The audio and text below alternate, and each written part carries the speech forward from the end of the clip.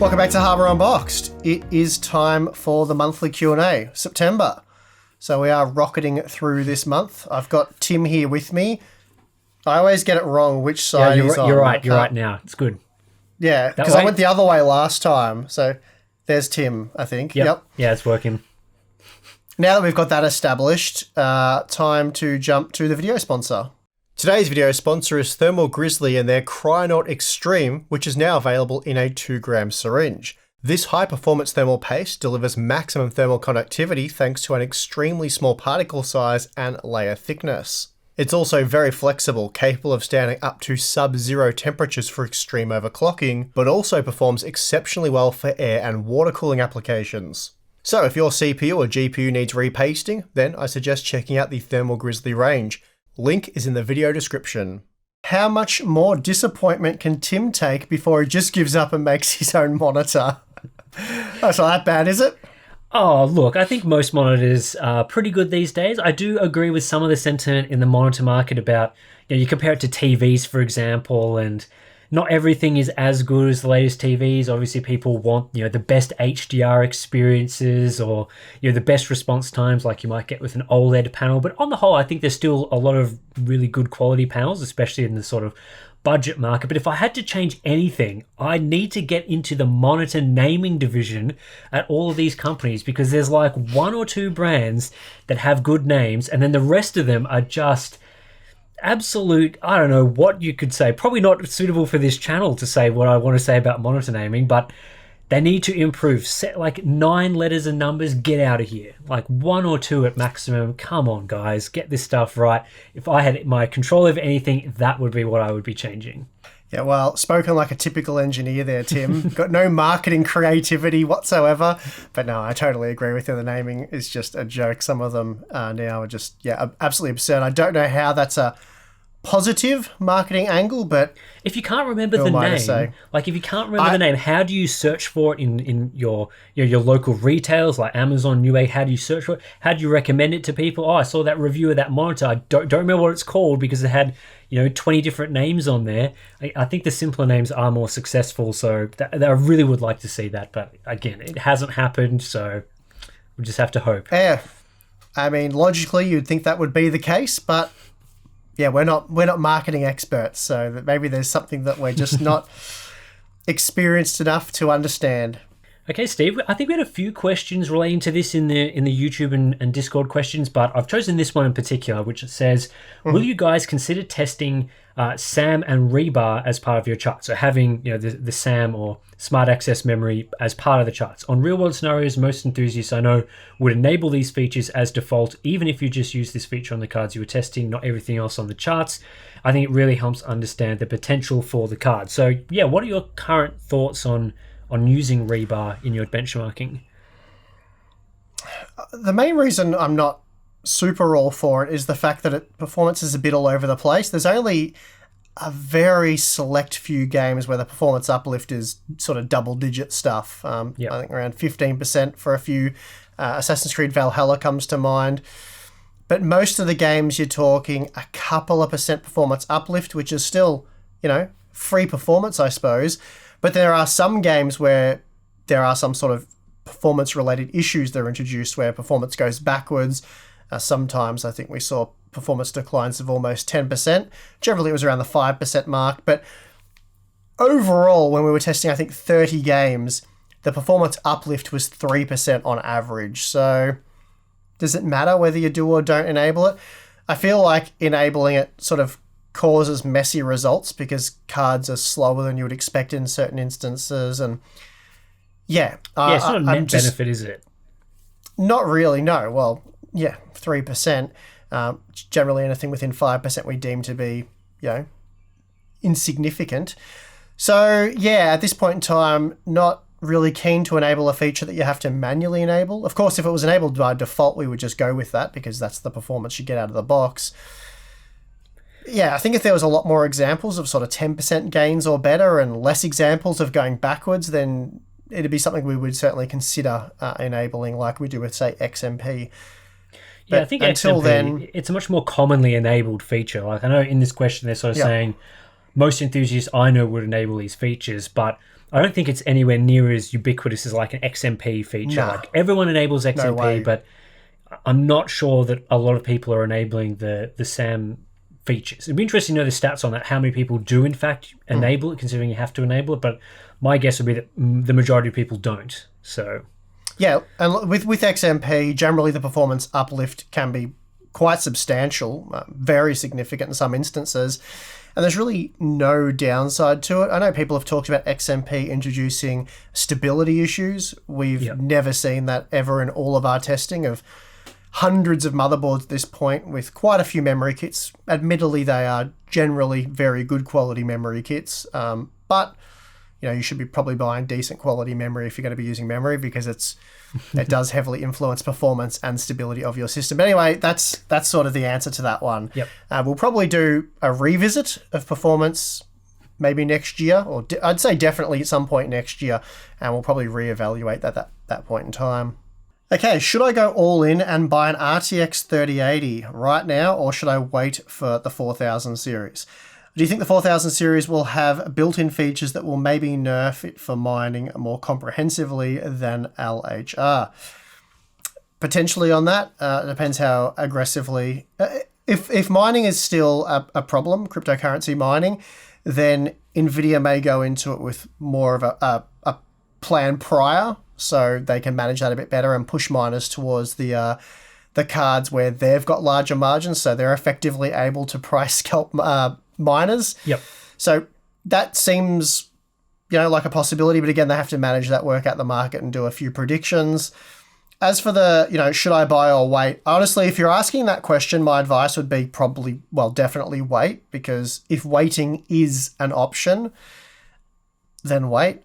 I don't know your current circumstance, but if you've got a decent GPU or something that works at least right now and you're tossing up between upgrading, I've got a lot of friends right now, for example, that have like decent mid-range graphics cards and they really want to get something like an RTX 3080 or a 6900 XT or whatever it may be, because they're basically priced the same as 6800 XTs at this point in time. But I just tell them, if you can make do, if you can hold off, just do it, because again, there's no guarantee that they won't get more expensive in a year's time, but if I had to guess, if I had to gamble, I'd say they're probably going to be a bit more available and at a bit better pricing. But that is entirely a gamble on my behalf. But I'd be willing to make it, because the prices we're seeing right now are pretty ridiculous. So I think especially with this buyer who wants to buy an RTX 3080, when you're buying in that high-end part of the market, it's usually a combination of buying for now, but also buying for the future. If you're spending what is normally a $700 GPU, but is now more like $1,500 to $2,000, you're going to want that to last for 4 or 5 years.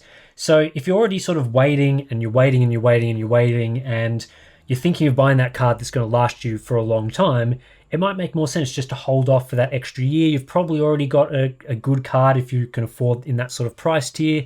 And then you're sort of hoping the market conditions get a bit better, so it makes more sense to invest in that card that's going to last you a long time.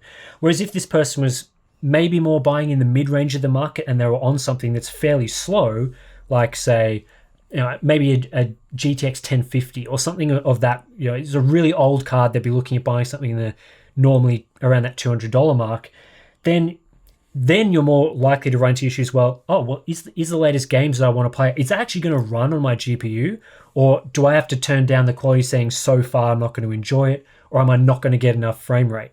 And I think with buying a 3080, that's going to be less of an issue, whereas if you're upgrading more to the mid-range, then that's going to be more of a concern for you. So that's sort of where I'd be looking into right now, is like, what I have good enough for the games I want to play right now, the games that are coming out at the end of the year and maybe the start of next year? And if that's going to be the case, even if it's running on medium settings, then I think I probably wouldn't upgrade and I would be waiting. Yeah, ultimately you've got to sort of make that analysis for yourself and work it out. At the moment, I think the in-stock RTX 3080s, the cheapest one's about $2,300 Australian. Yep. Whereas a 6600 XT, I think, is about $800 Australian in stock. I don't know the exact MSRP of those, or the RRP of those parts in Australia, but I would be more inclined, if I had to buy a GPU now, I'd waste the $800 rather than the $2,300, because you're still losing once if things go back to normal or normal-ish in a year or 2 years' time. You're going to be losing so much more money on the resale value of the RTX 3080 opposed to the 6600 XT. Even if the percentage of loss is the same, the actual figure of loss will be much higher on the more expensive card. Yeah, like if they suddenly become $700 used GPUs or even less than that, then you're suddenly losing over $1,000 of value. So yeah, whereas if the 6600 XTs even drop down to $300, it's you're losing a completely different sum of money. So Exactly. that's how I would go about it. If you can't wait, I'd get something like a 6600 XT or whatever the cheapest sort of makes sense card is in your region. Yep. Anyway. All right, next question. Just how negatively has hardware availability / cost and the disengagement in the hobby that has produced affected the channel's earnings? And what can your less financially well-off supporters do to help? So what do you reckon, Mr. Statsman? I haven't got many stats in front of me, to be honest, but as for the less financially well-off supporters, I mean, you guys don't have to do anything, really. I mean, we appreciate you watching the content, but you're certainly not obligated to do anything. Yeah, exactly. I think that's more our job to make the content that you want to watch, and if you want to watch it and you watch it, it's kind of I'm not sure, it's a sort of a reward system for us, really, to create good content that you want to watch, and it works out nicely that way.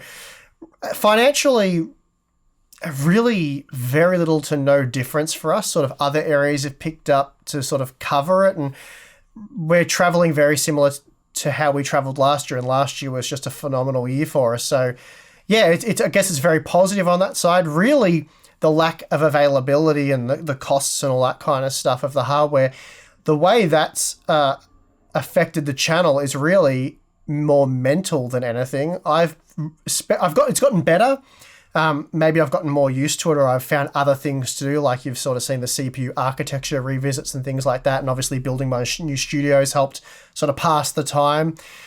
But earlier in the year, I think I talked about this in maybe a January or February Q&A. I was like, for me, I'm just not interested personally. Obviously, a lot of you guys weren't that interested, but for me, a big part of getting motivated and doing those big GPU, CPU comparisons is the interest from you guys, and you guys really wanting to see us invest all that time and energy to bring that content to you.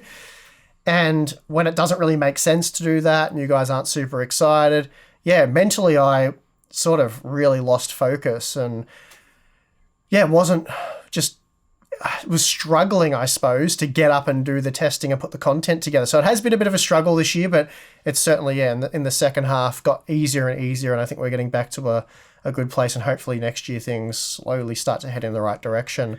Yeah, so, I mean, just generally speaking, I mean, obviously views are down. You probably would have seen that just from the public stats, and this is across many channels, not just Hardware Unboxed.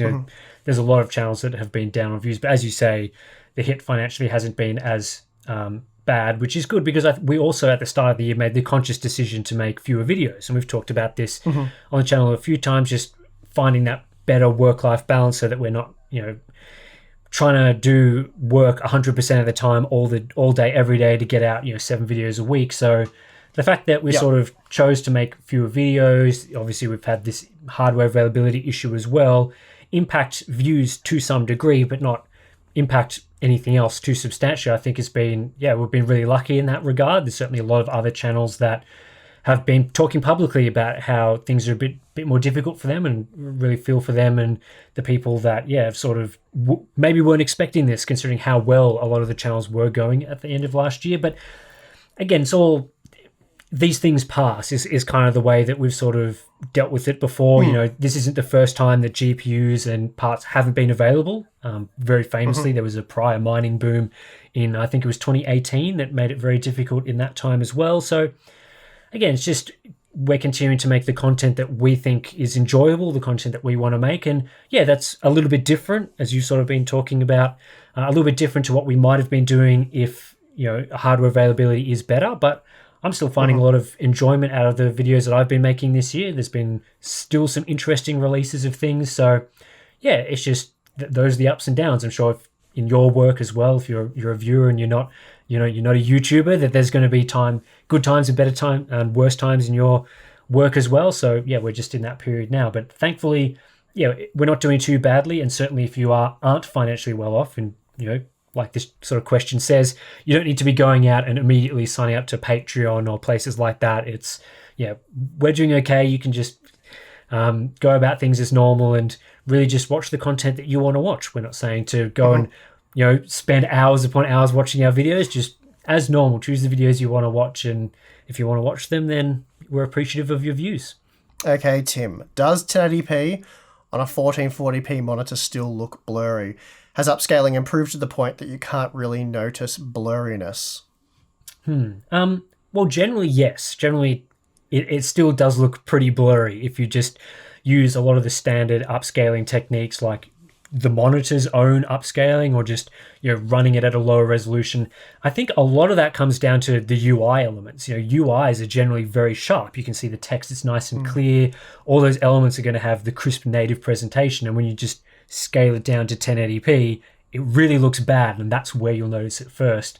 So it's good to see that some of these newer techniques, things like DLSS, FSR, run beneath the UI, so the UI still run and rendered natively, so you don't really notice it as much. I think that has helped reduce this particular issue. But a lot of the time, if you're still running a 1080p image and trying to upscale to 1440p, there's still issues with most techniques for upscaling. DLSS does probably the best job there, but there's still generally some softness. And if we're talking outside of games and you're just upscaling movies or whatever, then generally speaking, there's still going to be some softness there. So it's still the best practice to run games, videos as native as you possibly can. And then, try to get the UI running native and running some other things sub-native if possible. But I think we're probably never going to get to a stage where 1080p to 1440p upscaling is perfect, unfortunately. So, Next question, how much does the GPU market chaos affect future games in development? Does that really make sense to launch games like Crysis at the time and Stalker 2, for example, in the future, if nobody or a really small percentage of players are actually able to play those games above low presets? So, I guess this is coming from the perspective that we'll see new games pushing graphical technologies further and people are still stuck on their GTX 1060s or whatever because they can't buy a new GPU. I don't think that's really going to affect game development too much. The way games scale these days, they can still look pretty good on your medium, low settings depending on the game. A title like Cyberpunk 2077, for example, really pushes high-end GPUs, but you can run that quite comfortably on medium settings on older GPUs, and you're not going to be getting hundreds of FPS, but it's still going to look pretty good. So from that perspective, I think it's not going to impact things too much, although developers are going to make their graphical features for the time that they're publishing the game in. So if the majority of people are still using GTX 1060s or RTX 2060s or whatever is the most popular GPU of the time, then a lot of the settings are going to be made around that expectation. So I don't think we haven't really seen over the years too many games like Crysis that come out and the ultra settings are designed for some future time, because I don't really think that's a great way of going about it anyway, because most people play the games when they're launched. So if you've got these quality settings for 5 years in the future, was it worth the effort to put those in if only 5% of your audience are playing those games 5 years from now? So I think what we're seeing is most game developers sort of try and thread the needle through both situations, and medium settings will be still looking pretty good on modern games, I'd say. No, look, I agree with everything you've said there. I think we have to see a few more years of this struggle before it even thought about affecting the development of games. So I think this is just the usual cycle we've seen. It's not the usual cycle we've seen. We've seen the cryptocurrency demand cycle happen a few times now. This one's been made a bit worse due to stuff like global pandemic and other trade-related issues. Okay, do we really need PCI Express 5 SSDs for games since there's going to be PCIe SSD for data centers? I guess he means that PCI Express 5.0 will be introduced to data centers first, which is generally how this works anyway. So basically what we're focusing on here is, do games need even faster storage? Well, the current games certainly don't, because they don't even take advantage of PCI Express 4.0 storage. Or even 3.0 in a lot of situations. Yeah, as I say, you did a video about this. Like a SATA SSD is really all you need for the vast majority of games.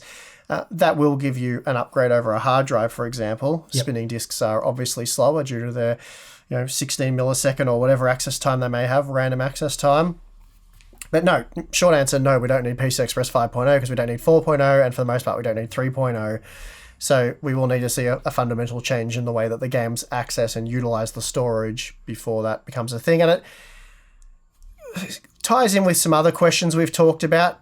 Perhaps not yet, depending on how this is edited, but there have been other questions talking about, CPUs and GPUs, and this has happened over Q&As for months now about, do we need 8-core CPUs for gaming or, a certain amount of cores and all that sort of stuff. And it's really that game developers don't want to leave behind a huge portion of the population because they require some cutting edge technology to enjoy the game or whatever it may be. So for storage, it's really going to be about what's the mainstream options, what's available. Okay, Tim, bit of an interesting one here. I think it's going to require some access to your crystal ball, so we'll see how that pans out. Let's get to it.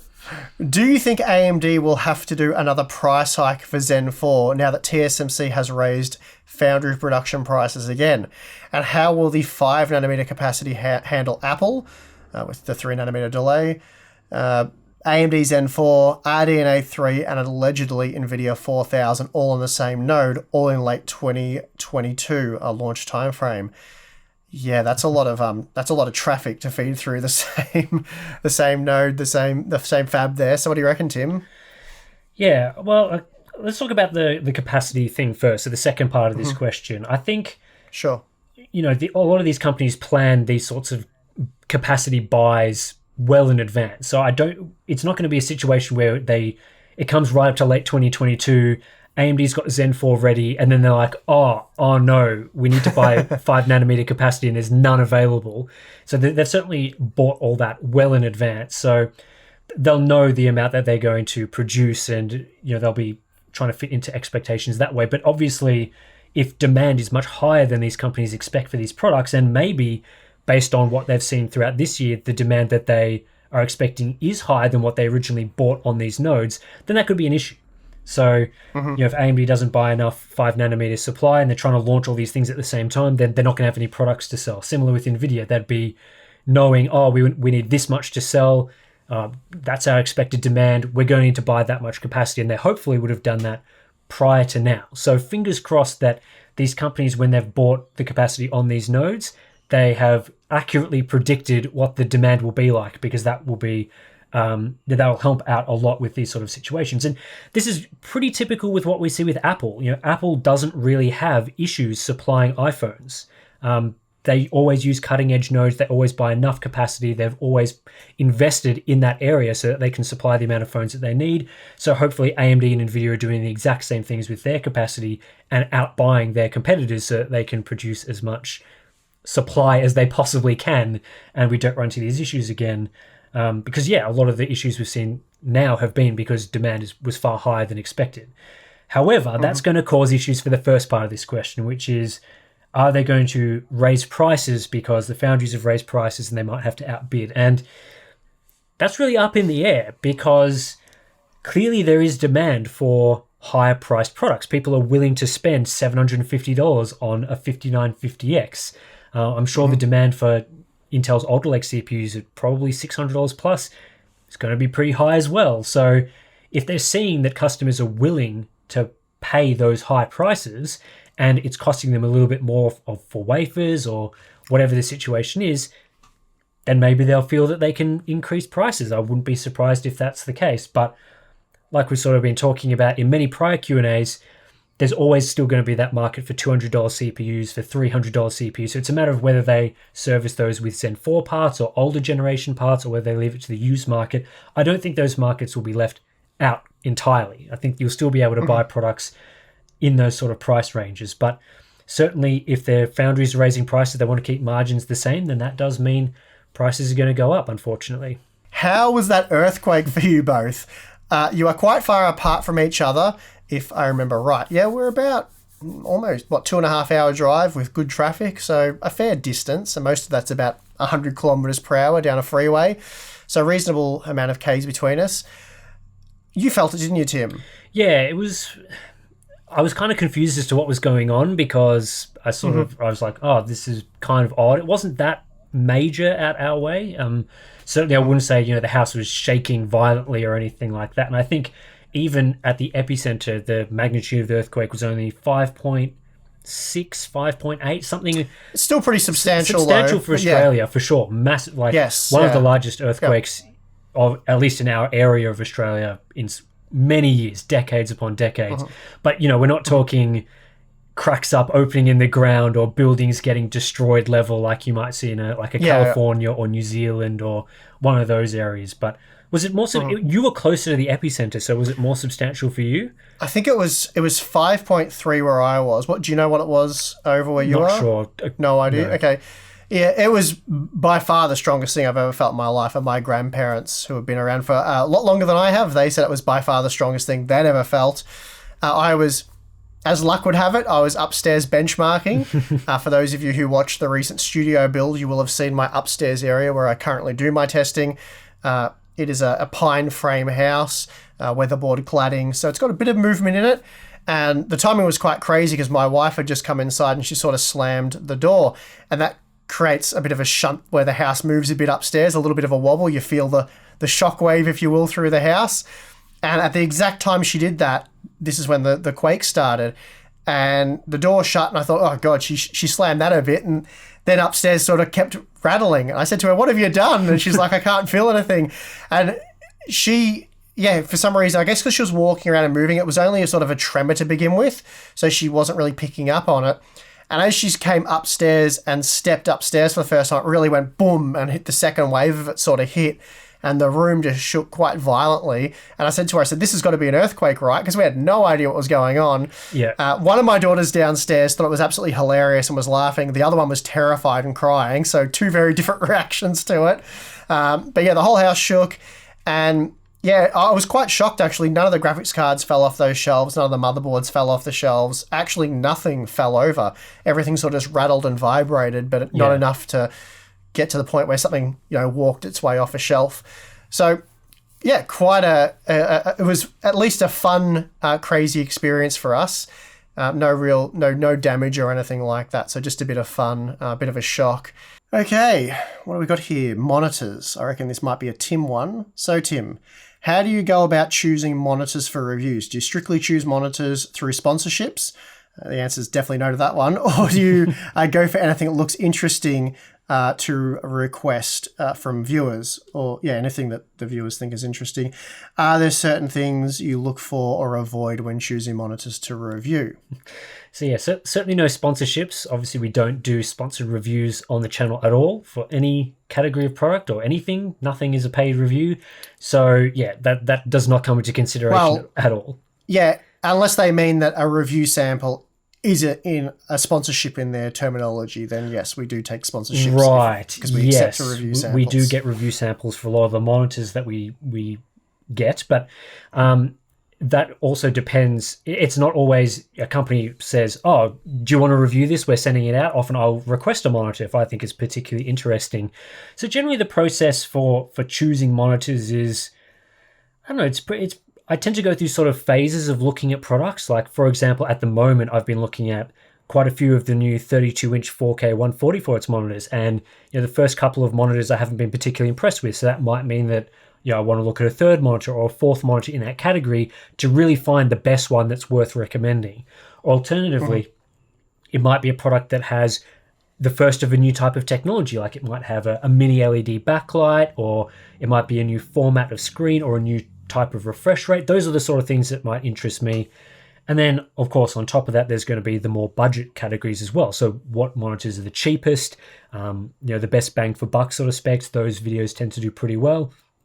And a lot of the time, most of the monitors that you guys recommend fall into one of those different categories, whether it's, I want the best of this specs, I want the best new sort of spec, I want you to review it to see how that new spec's going, or I want the best bang for buck. So that tends to be how we go through it. And then, it's just a mixture of companies often, well, at least specific most commonly these days in particular, since we've been doing so many monitor reviews, they'll reach out being like, hey, we've got all these new monitors. Which ones do you want to review? Then we'll go through and choose the ones that sound the most interesting.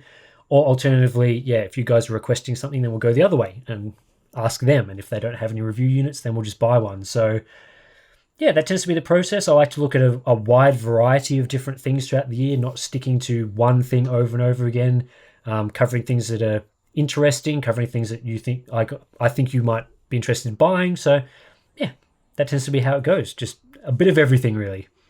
Okay, going to hit pause there. End of the monthly end of part 1 of the September Q&A. I'm actually really excited because by the time we get to next month, I should be in a different setting for the Q&A, a more permanent future studio setting. So that's very exciting. Very nice. Not terrible. So yeah, looking forward to that. But anyway, I mean, yeah, that's part 1 over. A lot of interesting different questions this month again. Last month was also a bit the same. So maybe that's what happens when there isn't any really new product launches or anything incoming. I mean, there is, but they're a month or so away. Anyway, part 2 coming up shortly, so make sure you stick around for that, especially if you've invested all this time in part 1. You've made it to the 20% club, so that's always a bit special. And yeah, what do you reckon, Tim? Yeah, that's pretty much it. What else have we got? We've got our Patreon and Float Plane members. We just did the live stream earlier today, so well worth signing up for next month.